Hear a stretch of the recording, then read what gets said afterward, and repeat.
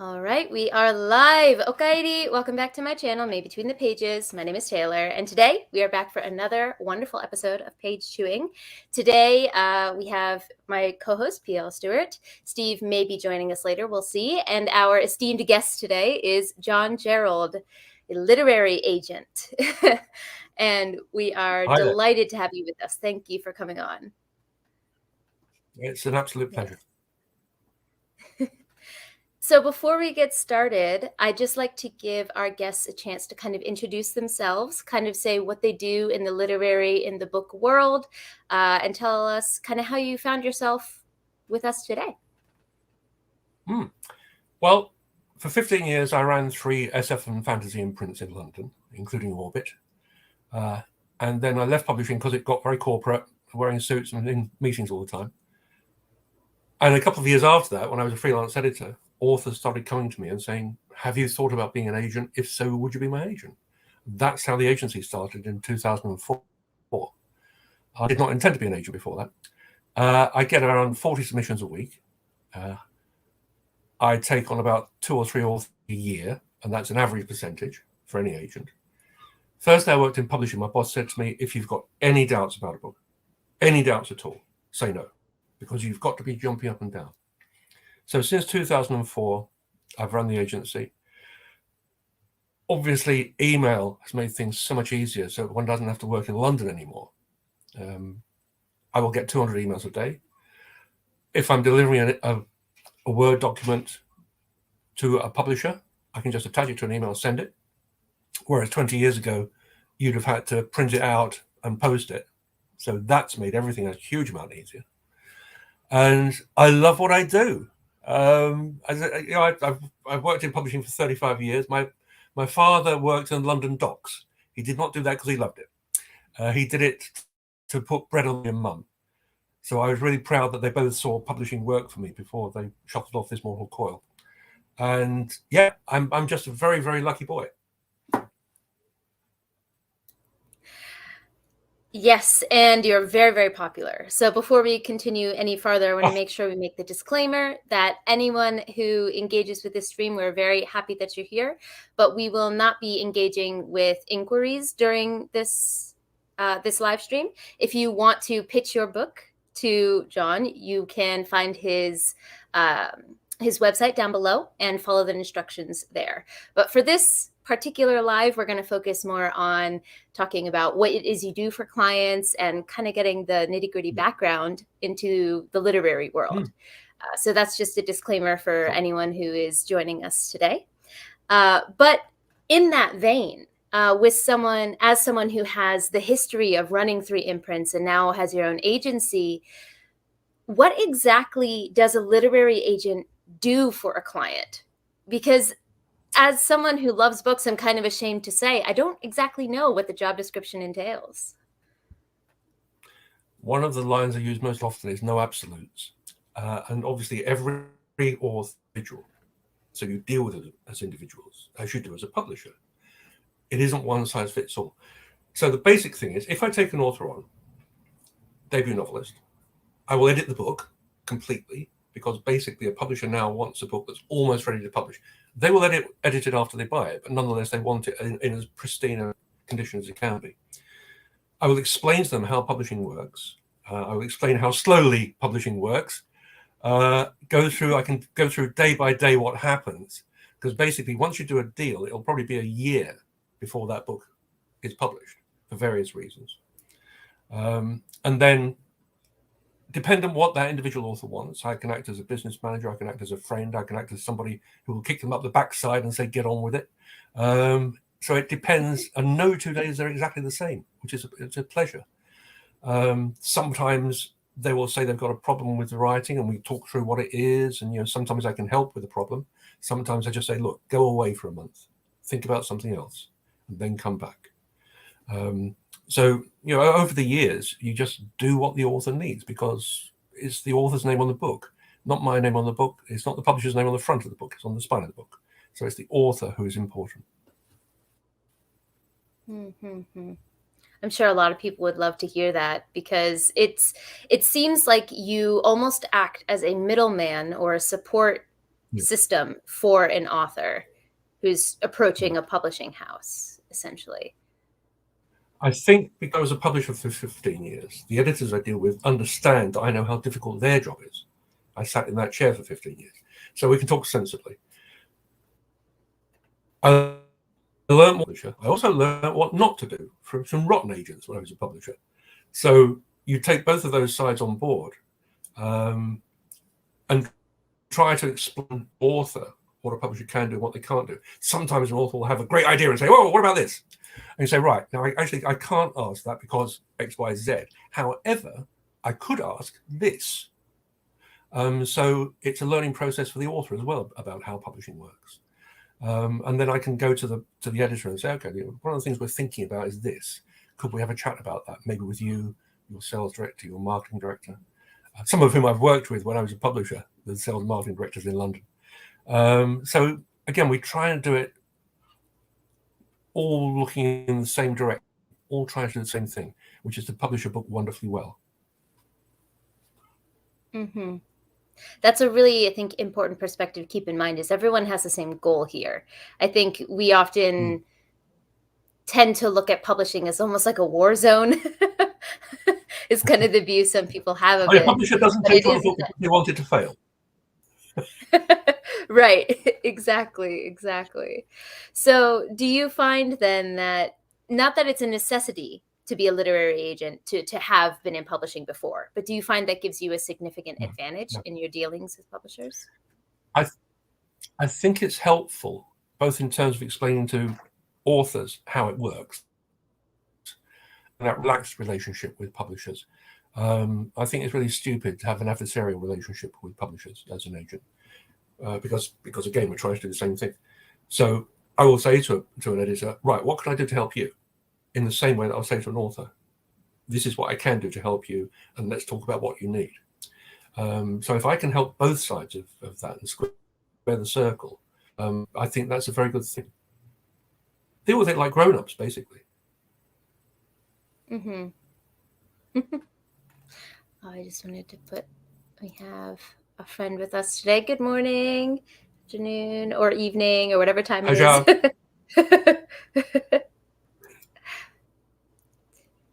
Yes. So if someone was a new author that was trying to think of, how should I go about this? How should I find a literary agent? How should I approach a publishing house? Do you have any advice for someone in that particular situation? What you think would be step one? Where should they begin? Yeah. Well, if you're thinking about looking for an agent, you could think about authors who are in the same general area as you from the last 5 to 10 years. Look at their website, because the agent's name will usually mention this, so you know that agent deals with that area. And then go to their website, go to the agent's website, and do what it says in terms of submissions.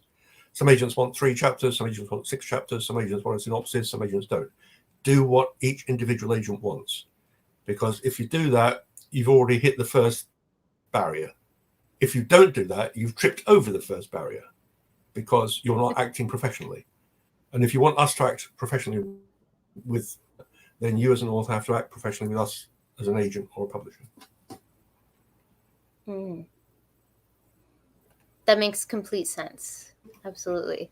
There are also writers' forums. There's one called SFF Chronicles, and you can Google them, SF Writers Chronicles, SF Writers websites, and you'll find, and they discuss everything.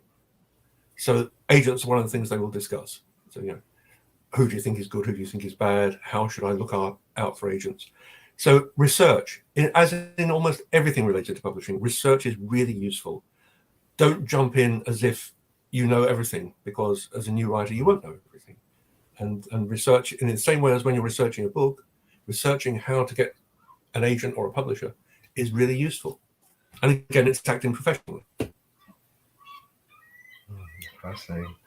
I have a question, John. What do you find is the more challenging aspect of being an agent? Is it the front end, shall we say, part of finding the right authors that fit with you, that you fit with, the whole aspect of when you actually accept an author on, depending on their work, trying to find a publisher that fits with them, or is it once you've essentially acquired a client, the you have a book deal, is it the more complicated aspects like negotiating international rights or things like that? What do you find is the most difficult section of being an agent? Well, it will depend on the individual author. And in some cases, you will take on an author, you will edit the book, and in some cases, you will send it out to 2 or 3 people, in some cases to maybe 10, depending on what the book is, and then receive it after discussion with the author. Because I was on the other side of that table on a negotiation, we can talk sensibly about that. I have boilerplate contracts with most of the publishers in London and New York. All the percentages are already there, so that we don't need to worry about. It's the level of the advance, and then we'll talk about what else they want to do. I'm actually dealing with various self-published authors at the moment, where I'm selling their rights across the world in translation markets, and that's interesting because I have sub-agents across the world. So I will talk to, say, Ryan Cahill or Bengali or Rob Hayes about the individual rights and again deal with each of them as they want to be dealt with, not in one size. So yeah, it really is how long is a piece of string for each author. But the thing is that I enjoy this. Now, not every day is perfect. No matter what job you do, there are going to be bad days. That's a given. But basically, sometimes you just step away for an hour and think about it. Don't deal with something immediately. If you think, I don't want to get angry about this, I don't want to bang back or straight that way, go away for an hour. Let it marinate in your head. So again, in some ways, it's like acting as a grown-up instead of in a schoolyard. I'd say that's a good skill for pretty much anyone to have. pretty blanket. I think you're absolutely right. Skill. And something that stuck out from what you just mentioned there is you mentioned some self-published authors, and Ryan Cahill, is a friend of the channel. He's a wonderful person. Yeah. And some of the others you mentioned as well. So I'm curious, as an agent, when you decide to take on a self-published author in order to disseminate, their works across the world, or whether they're looking to make the leap into traditional publishing, is it a different process for you as an agent when you're deciding to take on a self-published author, or instead of someone who's looking to be traditionally published or already is? The first thing is the pros still. If they're hugely successful, but they're not making me go, wow, I'm not the right agent. With Ryan, with Ben, with Rob, reading their work, I just thought, oh yeah, I really love this. Because obviously they all came to me. I did not go to them and say, would you like an agent? So we have that conversation after, and I would always say, yes, that book, and I'll read that as quickly as possible. Then you and I will discuss. So it is that. Once you've done that, yes, it depends if they want purely and simply subsidiary rights, if they want to talk about the possibility of some of their work being in traditional publishing and some staying in self-publishing, or if they want to move into traditional publishing. So again, one size does not fit all. Right. Yeah. How is, John, you've been in the industry for decades now, and you've seen all these momentous changes. In the past, representing a self-published author wouldn't have been part of your job because they simply. No, I think it's fair to say that 15 years ago, I would not have recommended somebody to be self-published in terms of wanting to sell well. Now it's absolutely as viable as being traditionally published. Make your mind up. Do you want to be self-published, or do you want to be traditionally published? Because probably half a dozen times a month, I will get something, a submission from somebody saying, oh, I published this on Amazon last October, and now I'd like to go traditionally published. Well, I'm sorry, nobody is going to be interested because it's not a new book. It's already out there. So if you sold 100,000 copies in 6 months, yes, you'd be interested. But if you put it out there to test the waters, as some people do, it really isn't going to work. So make your mind up: traditional publishing or self-publishing. And how difficult it is. We actually we're going to be blessed to have in a future episode coming up soon, Evan Winter, who of course started off as a self-published author, had that meteoric rise as you indicate, and then of course transitioned to being traditionally published, and now is quite a well-known traditionally published author. How do you assist an author like that with making that kind of transition? Because it sounds very complicated. You know, we've heard of those authors like the Jonathan Frenches, the Evan Winters, who, you know, you have this already established book out there, then that's pulled and then oftentimes redistributed by the the big five house. Like, so how complicated? How does all that work? Well, basically, it depends. If the author wants to stay self-published, then obviously you don't have that problem.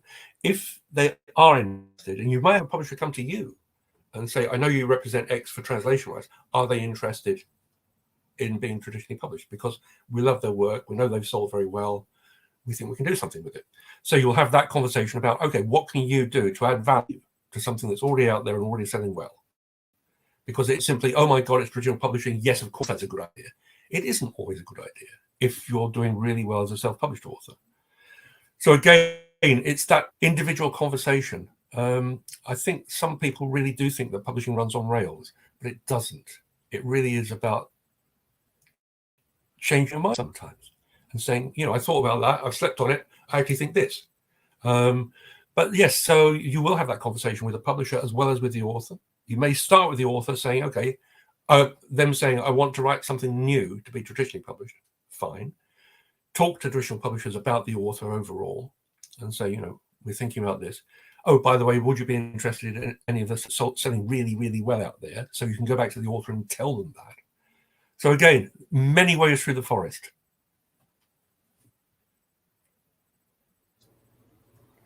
That actually brings me to a big question that I had, which, knowing how long you've been in the game, you've seen publishing not only change from the viability of self-publishing in recent years, you've also seen a shift in formats. Because when you first started with your initial imprints, I believe your initial imprint was McDonald Futura and Orbit. Futura, which is Orbit. Orbit. That was then Yes. Futura. And the owner died and it became Little Brown. So yes, Orbit going back to 1988. Right. Okay. So at that time when you were with Orbit, I assumed that ebooks were not the juggernaut that they are today, right? There was literally no such thing as an ebook. Right. And audiobooks as well. So there are, you know, people like PL and I, if you can't tell from our bookshelves, we love ourselves a physical book. All right. It's a problem. But but there are so many other ways to access stories now. And there's a lot of positives to that. But being on the reader side of it, it's basically a net positive because there's so many ways for us to access the stories we want. But I assume in publishing or as an agent, it really changes the way the wheels turn and the way it works. So are there any main points that you can kind of pinpoint, oh, this was a major shift? Right. So after Orbit, I went to Random House and I ran the imprint there. And before I left, the CEO told every editor, we have to have ebook rights in our contracts. If the agent won't allow us ebook rights, we can't do a deal. That is now true of audiobook contract with a major publisher. So those are two major changes. Obviously, in the UK, the netbook agreement meant that you had to sell at cover price. In the mid-90s, that was cancelled, which is where all the books coming out, $2.99 came from. And that's changed things a lot. In the 1980s and 90s, the major book chains would take 3 months stock of a new book. Now, if you're lucky, they take 3 weeks stock. I'm aware of Waterstones, which has 300 odd stores, taking fewer than 50 paperbacks of a new book for the national sale, which means you don't get as big a first print run, which in publishing terms mean you don't get the economy of scales on the unit cost. And it means that the book isn't out there as widely as it would have been 25 years ago. So you don't get product recognition so easily, because the most important thing still is word of mouth. You can do all the marketing you like, but if people don't tell each other, this is a great book, you should buy it, it ain't going to work. So those are major changes. Amazon is obviously a major change. But yes, the way you access a book now is so different. Probably 80% of the books I buy now are for my Kindle, because I have so many books related to my 35 years working in publishing. I don't really have space for them anymore. So I love the Kindle. I use the Kindle every day. I'm flying off to the States on holiday next week. I shall have the Kindle on the plane, and I'll read that. But yeah, so it is a completely different business, which is great because everything has to evolve. Wow, that's incredible. And John, you've been in your long and very celebrated career, you've been around some of the biggest names associated with, in the orbit of, part of the pun, orbit, in the orbit of some of the biggest names, not only fantasy, but the Ian Banks, in the mystery, thriller milieu. Ian was a friend for 2 years before I got into publishing through SF conventions. I met him at his first SF convention in February 1986, and he was laying on the floor with a pint of beer on his chest, while his girl was being chatted up by his then publisher. And I leaned over and said, "Didn't you used to be Ian Banks?" And he looked at me, opened one eye and said, "I think so." And half an hour later, we were friends. And 2 years later, I was able to say, "I am now your paperback science fiction publisher." And he said, "Good Lord," or something similar to that. So Ian and Robert Jordan, I was lucky enough to be the acquiring editor for the first 3 Robert Jordan novels at Orbit. And we got on like house on fire. It's a people business. But when I went to Random House, I already knew several of their authors through SF conventions. Greg Bear, David Gemmell, Tad Williams.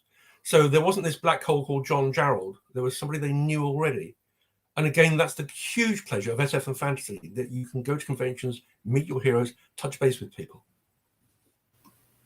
Wow, that's incredible. So I guess my question is, with all your exposure to all of these brilliant literary minds, and you have had all these clients in your stable over the years, you've seen some of their careers, completely take off in very unexpected directions. And obviously there's varying levels of commercial success, but Absolutely. you have in your stable all these brilliant authors. You have the Matthew Wards, you have the self-published cadre you mentioned, the Tim Hardys, the Benghalis, the Rob Hayes, etc. So do you usually have some kind of an inkling? I know obviously you don't have a crystal ball, but do you usually have some kind of inkling of where this particular author is going, versus that this author is really going to be someone that's going to completely, explode? I'm delighted to say you can tell. You can't second guess the public, which is a great and good thing. It's rotten if you're on the wrong side of that equation, but it is a good thing because we're not dealing with a can of baked beans. If you've got 5 fantasy authors, they're all writing very differently. You mentioned Matthew Ward. So at the moment, Matthew and Gareth Hanrahan are both published by Orbit. Very different authors, both wonderful. I've always hated the thought that I should only like this or that. There's plenty of stuff I don't like, but I've always had very wide tastes. I mean, thanks to my mother and father, who were great readers. When I was sort of 5 and 6, they sent me to the library, and I've always read voraciously in all areas. I worked in public libraries for 15 years before I got into publishing. So I've worked with books since September 1972. And this Easter, the National British SF Convention, that's the 50th anniversary of my first convention, which is a bit of a shock when you actually say it. And the guest of honor there was Samuel R. Delaney, who was living in London at the time. And Chip Delaney was a joy to have as a guest of honor at a convention. And at that point, and still one of my favorite authors, he and Roger Zelazny were sort of the new kids on the block when I started reading SF in a big way, about 1967. Sorry, I'm wambling on about stuff. No, that's what we're here for. That's exactly what we're here for. So when you say it's a people business, right, you have to establish trust with someone, right, in order to be able to engage them on that personal level. Because what I'm hearing kind of repeated often here is that it's not cookie cutter. Nothing about this is cookie cutter. So No. if you have that pre-established trust, if you're a people person with someone, you're more likely to have a successful partnership with that client. I think so. I think you've got to be able to talk honestly. Right. It's no good walking around the park. If something is wrong, you've got to say so. And whether that's the author, the agent, or the publisher. And then you deal with it as adults. And you say, okay, look, if we did that instead of this, would that work? And again, sometimes you're the middleman there, and you try and work out something that will work both for the publisher and for the author. Right.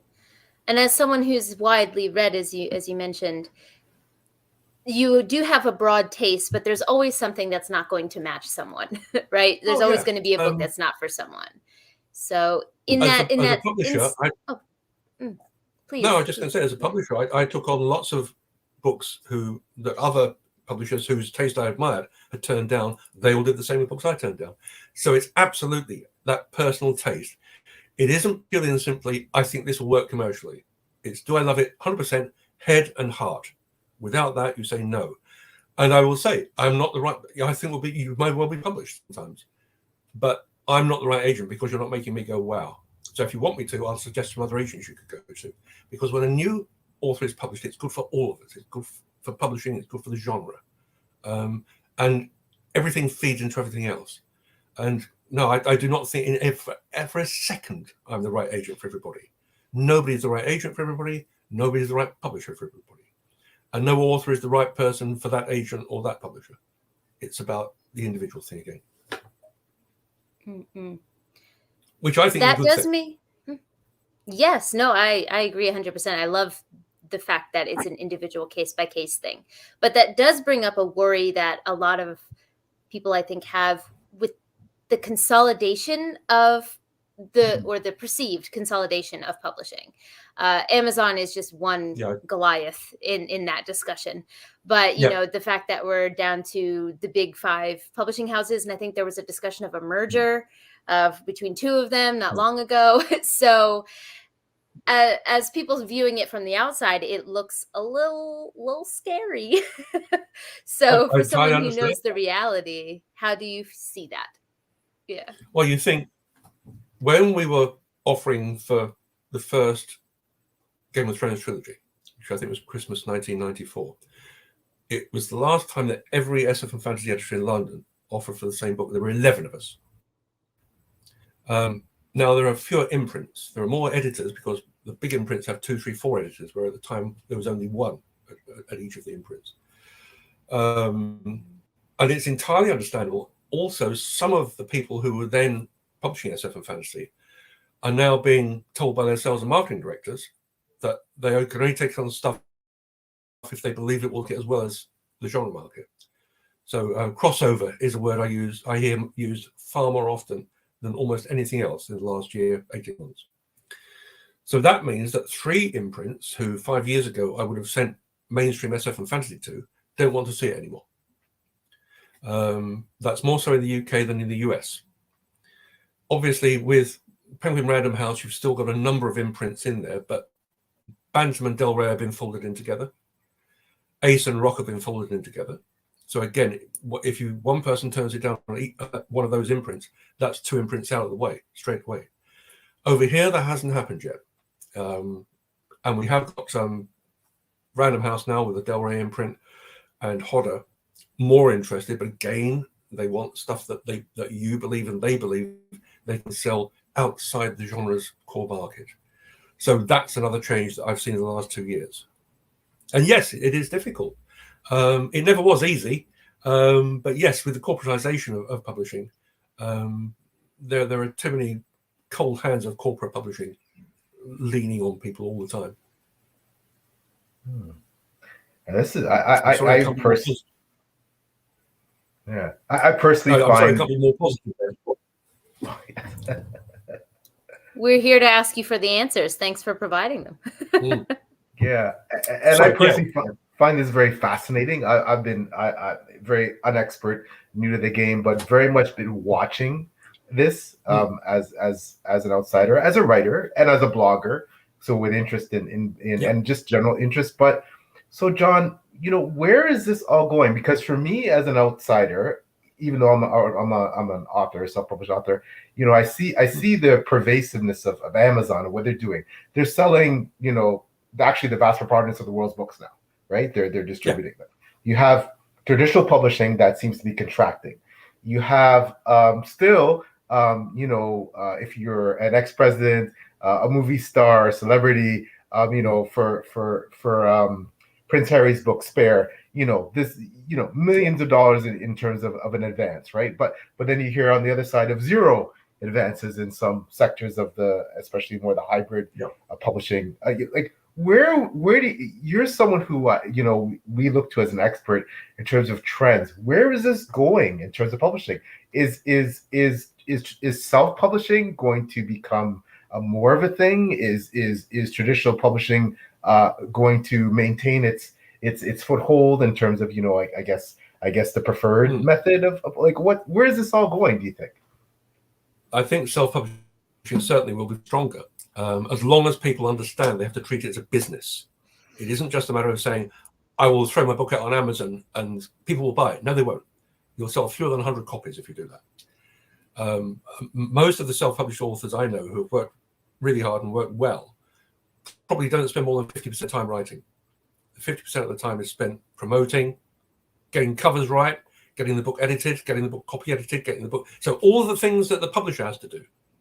If you're going to be a successful self-published author, that's what you have to do. And you have to take that on.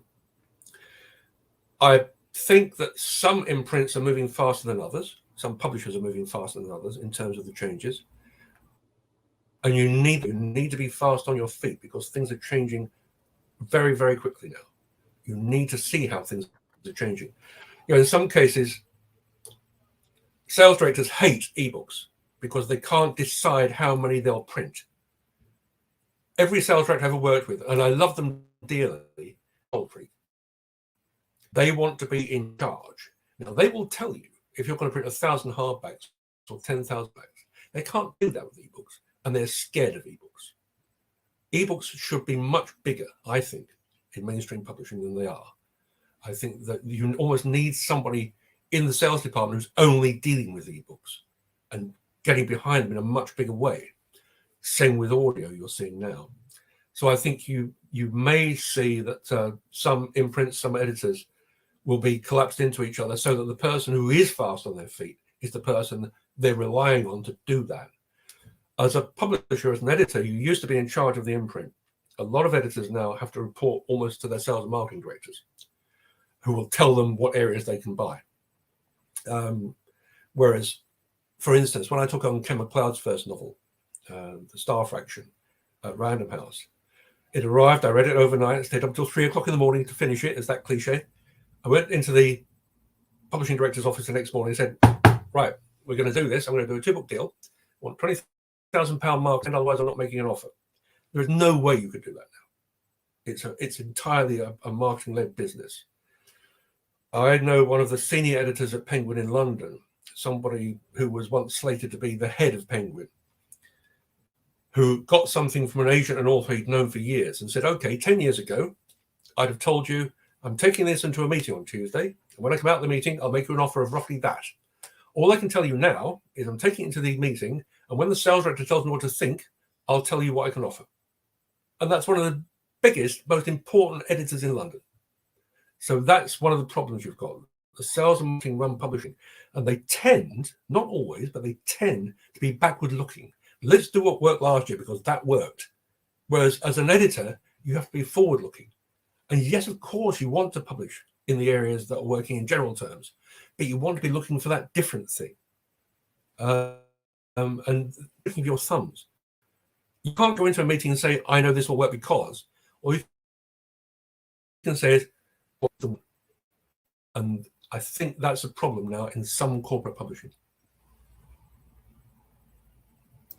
Yeah, I think something that really sticks out for me in that wanting to find something different, or it's good to find something different, is the phenomenon that is Legends and Lattes with Travis Baldree, right? So grimdark and have, big epic fantasy, that was like the thing for many years, and it still is a huge juggernaut, don't get me wrong. But Legends and Lattes took off And it was because Yes. it was something new people were looking for. So I think Yep. you make a very good point about forward looking versus backward looking. I think that's a really Yep. key Yep. issue here. I mean, there has to be a balance, because a number of publishers, when I'm dealing with younger editors now, they don't want to see classic epic fantasy. But I know there's a huge market for epic fantasy. And that's one of the areas that self-publishing is coming in.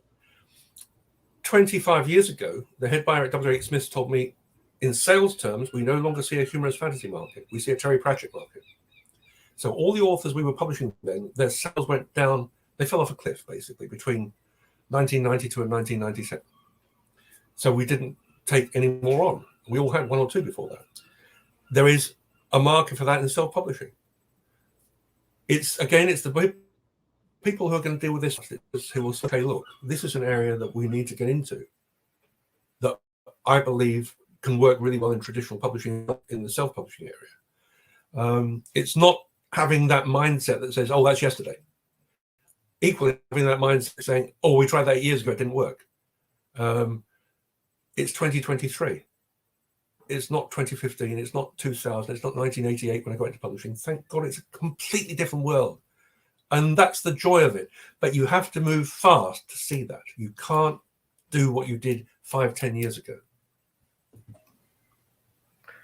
So in all that, and obviously, John, you're again a celebrated, traditionally published agent. You have self-published clients who may or may not be aspiring to become traditionally published. You have traditionally published clients who are exclusively looking to maintain being traditionally published. I've talked to a lot of my friends in the field, authors, both traditionally published, agents, editors, etc. And I think the consensus among most of us is that there's nothing wrong with aspiring to get an agent. That in itself is difficult. And if you get an agent, obviously your hard work, but you've also kind of won the lottery. Then once an agent actually manages to sell your work and you get a book deal, I believe Philip Chase, who actually is about to be self-published himself, the wonderful Philip Chase, shout out to him. Then once your agent, you get that book deal, and now if you manage to sell and subsequently sell well and get another book deal in the future, you've really you've really hit that sweet spot. But it would seem that the consensus amongst a lot of my friends and colleagues in the industry is that you have a better chance of being successfully self-published in some ways than you do of acquiring an agent, getting a book deal, and continuing to be successful as a traditionally published author, because apparently the numbers say that the vast preponderance of traditional authors don't necessarily earn out their advances, don't necessarily get subsequent book deals, etc. What's your opinion on all that? What would if you were a new author breaking into the field today? Do you focus on would you recommend, because we know you're not biased, we know you're going to give us some of the best information possible. Focus on self-publishing, focus on trying to get an agent and a book deal. What? Well, I will use that phrase I use so often in my Twitter Q&As, no absolutes. You have to consider both, I think, and then make a considered decision on that. It's also true that 30 years ago, 70% of published books did not earn out. That is not a new thing. Sometimes you will see a higher deal for the next 2-3 books, whatever. Sometimes you'll see a lower deal. Sometimes you won't see a deal. So again, you have to look at, and we all know authors who have moved to another company. We know authors who have decided to go self-published after they've been traditionally published. So I think the thing is, honestly, think about it. Don't assume that trad publishing is the best way.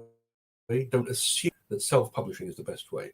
Think about what you want, what you're willing to do, because some authors have said to me, I know self-publishing is a good thing, but I'm just not willing to put all that time in apart from writing. Well, in that case, they're not right for self-publishing. So again, it's up to the individual. And I apologize for sort of keep on sounding like a parrot repeating that, but it is true that you really need to consider what's right for you as an individual. Yes, you can.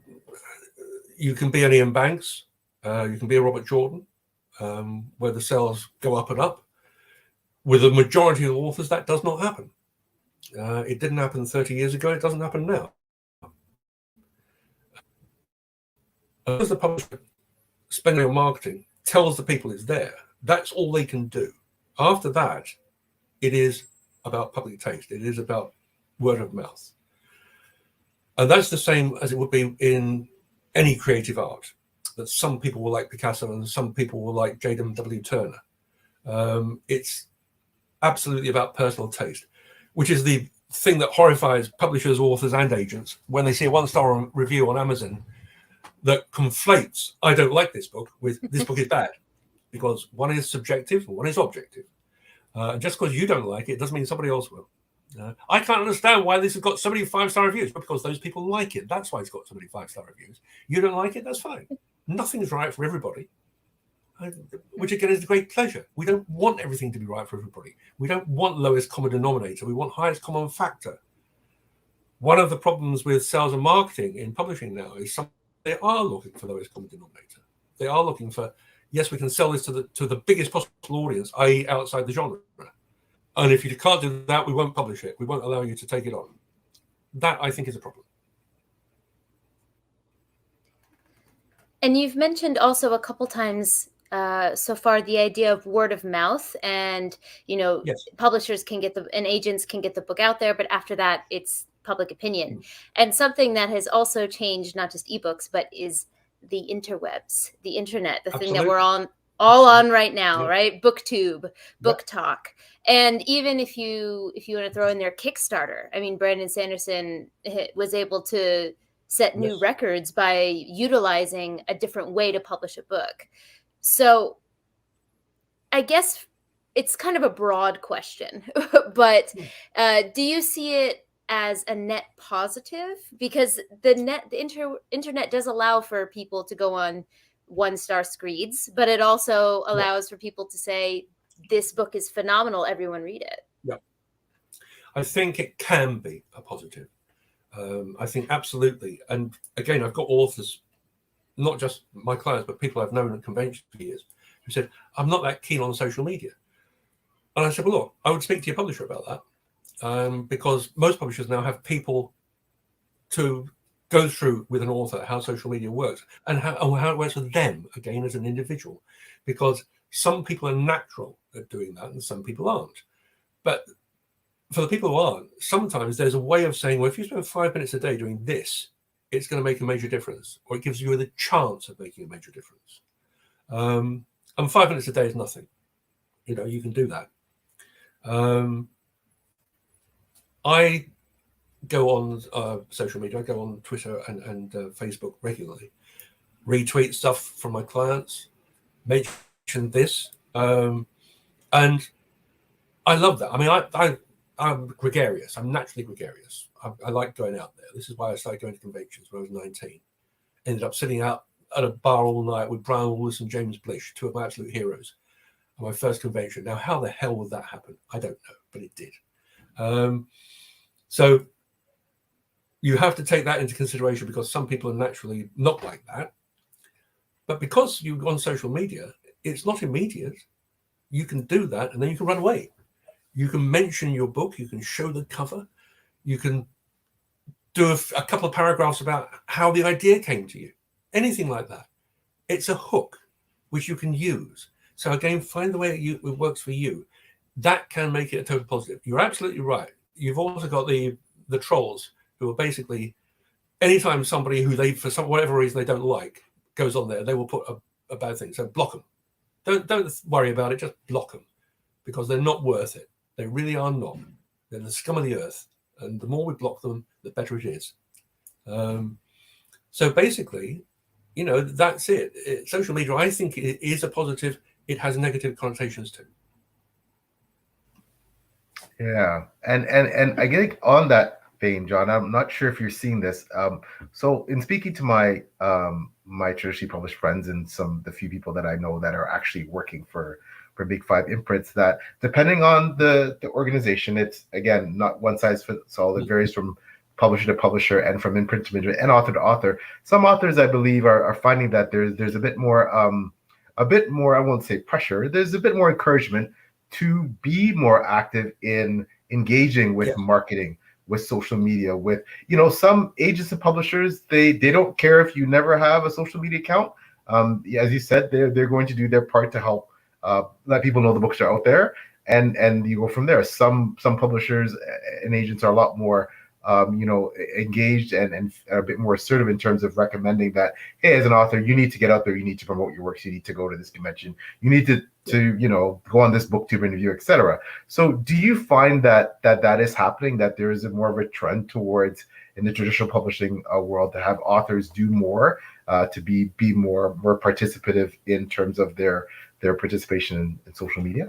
Yeah, the marketing and promotion. Absolutely. I think one of the things that the social media has done, and again, most of the big five publishers now have people specifically dealing with social media, is they've said, look, this is something that we would have loved you to do 30 years ago if it had been there. It wasn't. Now it is. Let's use it every way we can. So yes, I think, and I will say to my clients, which areas of social media are you in? Which areas of social media you want to be in? And we can work out what's good for you. And then I will share or retweet or whatever what you put on there. So we get product recognition, which is a major thing, which again leads back to word of mouth. Yeah, and that's something that I think, when you talk about trends and things that I'm seeing as a self-published author, and having friends on both sides, but both, in and everything in between, because again, hybrid publishing is definitely something that's becoming quite popular. In that, along that, now you yourself had mentioned that there's so many, I call them writer associate activities. So much of your time is spent not as much writing anymore. I know for me, I find that writing takes up 30 to 40% of all the time involving what I do as an author, and the other part is all social media stuff, or certainly an offshoot of that. But does that change? Is that affecting authors' ability to produce, to be prolific, to write? I always say, body of work is what will really get you where you need to go as an author. The more books you write, the more you produce, but you still have to market those books. You can't just write them and leave them in the corner. Like a book a year is still fine, but obviously some people will have a job as well as writing. It'll depend. I mean, I think the best thing to do is to structure your day or structure your week, and say, I will do social media from 9:30 to 10 and from 6 to 6:30, or whatever it suits you. Because again, it's the same as writing. Does it suit you to sit by the window? Does it suit you to sit away from the window? Does it suit you to write in the morning, evening, whatever? Find out, try them all and see what works. So the same with social media. See what works for you, because you will suddenly think, oh yeah, this works. If you're doing it at 9:30 instead of middays, something as simple as that. It can just be, I'm totally relaxed, I'm totally focused. For the next half hour, I'm going to do this. Then I'm going away until this evening. The one thing I would say is it's pointless saying, oh, I wish it was like it was 30 years ago, because it isn't. And it's no good saying, well, all I want to do is write. Oh, fine. Self-publish, but then if you're only going to do is write, you're not going to sell, because you'll sell 100 copies. It isn't 30 years ago. Nothing's the same as it was 30 years ago. We talked about ebooks, we talked about audio. The first day I worked in publishing, we just got our first fax machine. Now, that was 1988. Before that, it was telex or a phone call to New York or whatever, So everything changes. And you've got to deal with the way things are in 2023. The way you certainly, but in 2023, not the way it would have suited you in 1988 or 1995. This is it. It's not a rehearsal. On that similar vein is, not only do you have to market the products that you have and your work, but you also have to, in a way, market yourself and kind of make yourself a brand. And I can see a lot of positives and negatives to that. As someone who, by my own volition, started a booktube channel, I sat in front of a camera and accepted the fact I am this brand. This is what I'm building this around. Yeah. And personality is a part of that. But I have heard some authors express that they want their books to be the forefront, not necessarily themselves as the brand. And that can also become mixed up if someone steps on a landmine online, or, you know, whatever could happen to the person. I think that there's also a line to walk there. And I wonder if you have authors ask you for help on towing that line, how to do that correctly. I do. I also go back to them and say what I said earlier, that most publishers now have somebody working specifically with social media.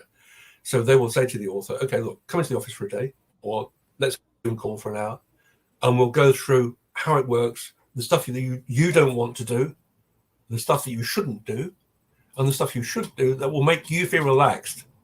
So it's, at that point, it's not a brand, it's just about being a presence on the internet.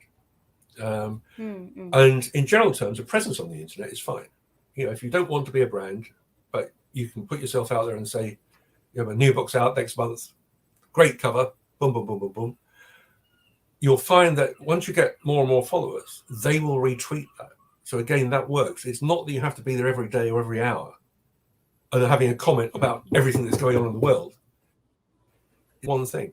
Again, it's some authors, that's what it suits. Some authors do want to have comments 10 times a day or 15 times a day on various things. That suits them. The other way would not suit them. So you talk to each author about that, and absolutely they should go to whichever publisher they're with and say, I want to discuss how social media works, what I can do for you, but equally that I feel happy with. I'm not going to be forced into stuff. Because it's forced into stuff. So the publisher shouldn't want that. That makes sense. I wanted to make sure I slept on this comment, but our friend William Gwynn is here. He says, great to see John. Always so interesting. William. Looking forward to listening more. Thank you for being here. Thanks, William. Amazing. Then we did have a question here. Yes, authors need to be looking to self-publishing. We should have agents who would help getting it done for a 15%. I'm not sure if this cut off. I'm not sure what the comment was here exactly. I was looking to see if I was reading it incorrectly, if you all understood. Yeah, I wonder if they're talking about what an agent's fee is. Yeah, if it's self-publishing, then the author has to take control of that. So as I said earlier, they have to think of getting the book proofread, book edited, getting a great cover, what they're going to do for promotion, because the odds are that book is not going to be in stores. So how they can get it sold, not just through Amazon, but elsewhere. And of course, ebooks and getting an audio deal. So that's where you come in sometimes as an agent. Sometimes if you do a deal for the audio rights or for the ebook rights, separate to their print rights, you will get your percentage of that deal. So again, it's about what works for the individual author. Yeah, you know, while we're on that subject, John, if you wouldn't mind, just, I don't know, we obviously can't give, again, absolutes, just in a general sense, more of an industry standard, because I believe that the question was also leading into what nominally an agent's fee is for, you know, things 15% like... 15% is average. Yeah. Okay. Yeah, so, yes, cut off, my fingers are too fast or slow. That happens. That happens. And another theme that you've mentioned a couple times while we've been talking here, and also something that you brought up in the article that I was very thankful that you shared with me ahead of time. You've mentioned the idea of diversity and how that's such a joy for you to see. Yes. Because times are changing. And that's something that yes, please, go ahead. Please. I was going to say, if I look back at, say, 6-7 years ago at my submissions, I look at them now, far more diverse now in all ways, which is an absolute joy. It should have happened years ago. It's happening now. And it's still about the words, it's still about the prose, but it's great for me to be able to expand the areas in which I can work. It might be African mythology for a fantasy, it might be Chinese science fiction, whatever it is. The fact that it isn't all Anglo-based, it isn't either US or UK, the fact that it isn't all white, the fact that it isn't all medieval Europe in epic fantasy, that's all a great pleasure for me. As I said earlier, it shouldn't be like it was when I started running Orbits in 1988. It has to be different. There is room for everything, but the diversity adds value on all fronts. Yeah, that's incredible. My dear friend Taylor, she's too modest to say, she did a wonderful video involving diversity, especially in fantasy. And that really brings me to a topic that, I mean, it really touches me as a racialized person and author, that, in as much as you see some of the biggest fantasy writers in the world are from the LGBTQ2A plus community, are racialized, are, you have your Temps and Muirs, and you have your Samantha Shannons and your Peter Julie Clarks and your N.K. Jemisons, and you can name them all. But yet it still seems that they occupy, as big as they are, a small space in a way in terms of the vast preponderance of the genre. So I feel we still almost we're just getting there. We're not there yet. You use the phrase, we're getting there. That's why I say it should have started a long time ago. So we're running fast, not to stand still. We are moving forwards, but we're running fast to move forwards more slowly than we should. So it's absolutely necessary that we expand and we expand and we expand. Because, if you talk about their place, mainstream SF has been, and fantasy has been the way it has for a long time. So you've got to build on that. And in the short term, it will be a small percentage. In the medium to longer term, it will grow to a much larger percentage. It can't happen overnight. I mean, just in commercial terms, it can't happen overnight. But it's happening faster, I think, every year. Still not fast enough, but it's happening faster every year. Well, those authors are selling, right? They're selling. Yeah, exactly. Yeah. There's an audience. And look, it's a commercial business. If there's an audience, you want to publish to it. That actually flows very nicely into a question that I had, which is, as readers, some readers don't have a platform, but I am a reader that does, and PL also has one, and on Twitter and things like that. Is there any advice you could give people who want to give feedback to publishing, that we like this, that we want to see more of this? Obviously, reading the books, buying the books, that is something that I think all of us are willing to do. But is there any other way to put it out there in a way that might reach large 5 publishers, the big 5 or whatever? Well, this is something we love. Social media. Personally, most imprints now have a Twitter feed and or a Facebook feed. So you can mention what you're saying on that. And if you want to get 10 of your friends and you say, we all love this book, then you should all go on that Twitter feed and say, we love this book. Because the more times it's said, the more likely it is to be taken seriously. Again, publishers are very aware of social media. So they really want to hear what people think and why they think it. Because, again, sales and marketing, if they see that coming in regularly, they're going to talk to editors about that area and say, well, why don't we get more in that area? Yeah. And I think the one thing that really strikes me, John, about changes, we talk about changes and trends and things out in the industry, is that I still remember, I'm old enough certainly to recall when when a major book was published, irrespective of the genre, that we all waited for that big book critic to write a review, or book critics to write a review of that book, and their review is almost like gospel about what the book was. Now we have BookTube, where certainly, and I recall most book critics in the past were generally journalists or had been journalists in a former life, were associated with the journalism industry in some form or fashion. Some of them were writers themselves, etc. But they were the authority essentially on a book, whether it was good or whether it's bad. Now we have book two, with all these varying contrasting opinions, with people who, many of them have no background whatsoever in the literary world, but have a love for books and a passion, and come on and have these channels. But I mean, it's so different now. It is again one of the major changes, and I think the point is that if you get to know somebody on the net who likes certain areas, and you realize that they like what you like, then you have a way in to think, well, if they're supporting that, and I've liked those 3 books from them, I should look at this as well. So yeah, it's a much more level playing field than it was. I mean, again, before the internet, when you were getting a magazine like Locus or Interzone or whatever, and you looked for the reviews in there, still do. I still look at Gary Wolf's reviews in Locus regularly, for instance. But it is much more open to people to explain what they like and why they like it, and to give you an idea. And I know you have that comeback in both directions as well. So again, I think that's a positive. That's a huge positive.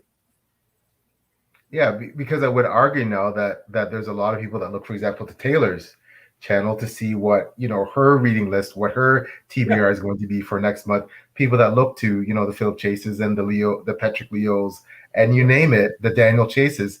And that's where a lot of people are consuming, what they want to read, what they potentially want to read, whether a book is good or not. They're looking now more there, certainly as much as they're looking on the recent Locus issue to see, what's hot and what's trending. So I think that's a big difference. Before, if you had a positive Kirkus review, or you were mentioned Locus, that was a mention you needed, right? Now, it's still wonderful for the author to get a great Kirkus review. Of course it is. And then you mention that on social media, which again broadens the vibe. Yeah, but now you can have Taylor. As I say, it's a level playing field. It means that everybody can get their opinions out there. Obviously, you want an informed opinion of some sort, that people who know the area they're writing in. Because again, I will occasionally get a submission from somebody who says, I've never read science fiction, but obviously it's easy because you don't have to deal with the real world. And you think, well, I'm probably not going to take you on. Again, is that intelligence? I don't know about that one. Oh God, yes. Or dealing with fantasy, so I'm just making it all up, so there's no background. And I'm thinking, you really don't understand, do you? I always say to people who say, do you like historical fiction? Well, okay, here are 6 fantasy novels you might like. And it may be that magic gets in the way, sometimes it does, but the sense of place and the sense of history and the sense of the characters, the setting, are wonderful in the best of fantasy today. You look at the characters in a science fiction novel like Adrian Tchaikovsky, and outstanding characters, people you care about, because it doesn't matter how good the world building is if the characters don't matter. If you don't care what happens to that person, world building means nothing whatsoever. Yep. Yeah. Shout out to some of those great. I'm thinking specifically some of your clients, self-published authors, Tim Hardy's, whose work I absolutely adore. World building is phenomenal. The Bengalis, the Rob Hayes, We've been talking for a decade.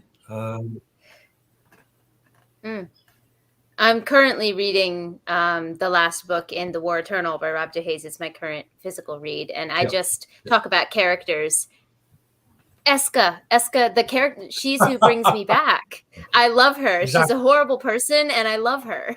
So that's the thing. It isn't that you have to like the person as a person, but you're fascinated and in some ways empathizing with them. Yes. So you can look at Mark Lawrence famously, writes characters, leading characters you wouldn't necessarily want to share a cup of tea with, but they are fascinating. You can always look at that. Some people have always said the bad guys get the best lines. The devil has the best tunes. Not one way through the forest. It's about, does that character work for you? Do those characters work for you, as well as the world, as well as the setting? Mm-hmm. It's a huge joy to see that. I mean, God almighty, I get up in the morning sometimes thinking, well, I'm going to read X today. At the moment, I've got 3 new books to read from clients, 1 I'm editing. So that is an immense joy.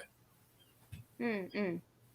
I would imagine so. I mean, I'm kind of, like I said before we went live, I'm a little jealous. It's awesome that that's your job. Also, I read quickly, Wonderful. Which is really useful. Yeah. And I have done since I was 12 or so. We used to go on 2 weeks holiday when I was 14. I'd come back with 14 paperbacks in the bag. I'd read them all. So I would read a book a day. So that is really useful working in publishing. I imagine and not so. skim reading, you actually know what's happened. Yeah. Especially with big fantasy, which takes a while. Yeah, there's some, I don't know if you could tell, there's some chonkers back here. So yeah, I have, the same. But Cahill has been talking about his latest book, and it's like yay big.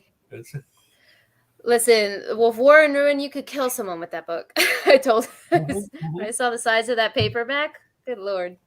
I can't lie. I love my chunky books. I think I have a maximum kind of range that's more comfortable for me. But again, I've been reading more and more bigger books as my reading. Yeah, it's the first copy of Lord of the Rings I bought in 1970. Wow! Oh my God! What, about 1,100 pages long?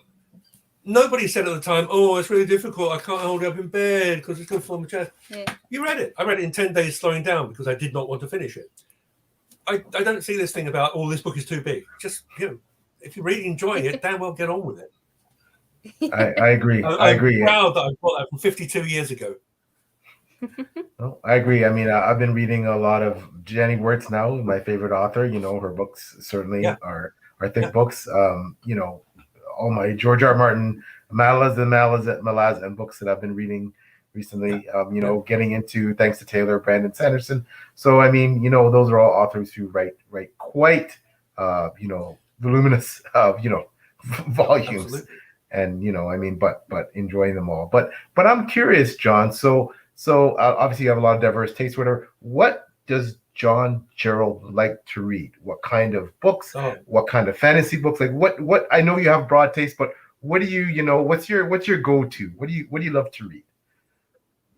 I no longer have a go-to. Back in the day, I would have told you 2 or 3 names. I'll tell you some of the names over the last decade that I've loved reading. Nellie Corafor. I love Elliot de Boudard. Joe Abercrombie is both a mate and one of my favorite authors. I've known Joe for over 10 years. Not one of my clients, but just a really good friend. We have dinner together once a year, and he makes me laugh. I love that sort of dark humor. I love that rather than something that's 100% serious all the time. I think vary it. Use humor as well as darkness. Adrian Tchaikovsky, I love. Samantha Shannon, I love. Laini Taylor, I love. There's a great joy in sort of seeing what's out there and trying something new. Obviously, because I'm dealing with 40 authors and I'm editing their books, I don't have a lot of time to read, which is why when I'm going away, I'm taking a couple of things that aren't to do with work with me. And that will be fun. And again, I will take advice from friends whose taste I admire, because you never know everything. No matter who you are, what you are, it's a joy to see something new and to have that enthusiasm that you had when you first read Lord of the Rings, when you first read Zelazny, when you first read Brian Aldiss, when you first read Ursula Le Guin. I can remember the first time I read Left Hand of Darkness and just thinking, wow. 2 years after, I ended up sitting at a dinner table with Ursula, sitting next to her, when there was a series of lectures in London, which, I'm like 22, and we're sitting down and we're talking about life. And that's wonderful. I am blessed. I'm so damn blessed. This is a perfect segue into the last question that I always like to ask our guests, because I know that we're coming up on, an hour and a half and we don't want to take too much of your time. But whenever Of course. Yeah. Whenever we have someone on page 2ing, though, I like to finish with a little bit more of a personal question for the guest, which is, I'm obsessed with origin stories, mythologies, things like that in the books that I read. And that also makes me interested in those types of things in the people that I meet. And you have mentioned thus far in the interview that Lord of the Rings was quintessential to you, and Ursula K. Le Guin you just mentioned. But I always like to ask if there's a story that you recall that made you into the not necessarily book lover, but the story lover that you are today. Be it a book, a movie, whatever it was that stuck out to you in your life that you think has been a cornerstone in making you the kind of reader that you are today. Okay, well, but I will always mention Lord of the Rings, but going back to when I started reading SF and fantasy, and I read widely in all areas, and I still do. I can remember reading Babel 17 and Nova by Chip Delaney, and I still recommend both of those to authors who want to write space-based science fiction, because I believe they're still two of the best SF novels ever written, with really interesting protagonists. I think it's 65, 67 they were first published. I think Babel 17 won the first Nebula Award in 65. It tied with Dune for the best SF novel of the year in the first Nebula Awards. Nova is quite remarkable. I remember first reading Roger Zelazny, This Immortal, The Dream Master, one much darker than the other. And again, Zelazny is best as a novelist, could do anything. And then later on, the short stories took over to a larger extent, I think, for his best writing. Other people won't agree with me. Brian Aldiss was so varied. Mike Moorcock. I first read Mike Moorcock probably about 1969 in paperbacks that cost very little, let's say. I was delighted to publish Mike with new Elric novels about 20 years ago. And we're friends on Facebook, and we chat a lot. All of those things feed in. Apart from Lord of the Rings, I don't think there's one thing. Always loved films. Again, both my parents adored films, so I used to go to the cinema a lot as a kid, and watch films on wet Sunday afternoons on TV. And you're absolutely right. It's about storytelling. It's about the story and the characters. After that, it's about the setting. Because if you don't care about the story and characters, setting doesn't matter. If you do, then it does matter a lot. And yeah, I can remember having lunch with the filmmaker Ken Russell. He rang me one day when I was at Random House. I said, hello. And he said, this is Ken Russell. I said, oh, hello, Ken. He said, I'm writing a science fiction novel. I was told you're the person I should talk to. So I said, what you always say in that situation. I said, can I take you out for lunch, Ken? And we had lunch, and he was frowning as we walked into the restaurant. We had a lovely meal. And we talked about his novel for an hour, then we talked about films for 2 hours. I'm sitting in a restaurant with drinking good red wine with Ken Russell, talking about films. This is not too bad. As we walk out, I say, why are you frowning? We walked in. He said, oh, I knew this place. This is where I bought Twiggy and Justin de Villeneuve on the open night of The Boyfriend in 19, whatever it was. And we killed ourselves in laughter. I did not publish the novel eventually, but we stayed friends until he died. We kept in touch on a regular basis. So it's about storytelling. It's about the people who can tell you a story. We both love Powell and Pressburger. So things like I Know Where I'm Going, things like just the wonderful filmmakers. And I love Hitchcock. I love Cary Grant. And Michael Caine and Sean Connery were the two British actors I grew up with. So it took me years to do a Sean Connery accent. Michael Caine was a lot easier because I come from South London. Yeah, I remember going to see The Untouchables with Ian Banks. And we both come out of there doing Sean Connery accents. Capone, you want to get Capone? I'll tell you how you get Capone. He pulls your knife, you put a gun. He puts one of yours in the hospital. You put one of his in the morgue. That's the Chicago way. That's how you get Capone. And we just kill ourselves with laughter. Yeah, it's about. I love that movie. I love that movie. How do you think he feels now? Better or worse? Great film. Sorry about that. Yes, it. No, I love it. Stories are so quintessential to who we are as just a Yep. species. So I find that I always enjoy asking this question because you can see the joy come out of the person who's sharing what means a lot to them. So thank you for sharing that. I really appreciate it. Absolute pleasure. We also just had Derek who said, "Oh man, I missed most of the show. I'll have to watch the replay." Please do. Replay work.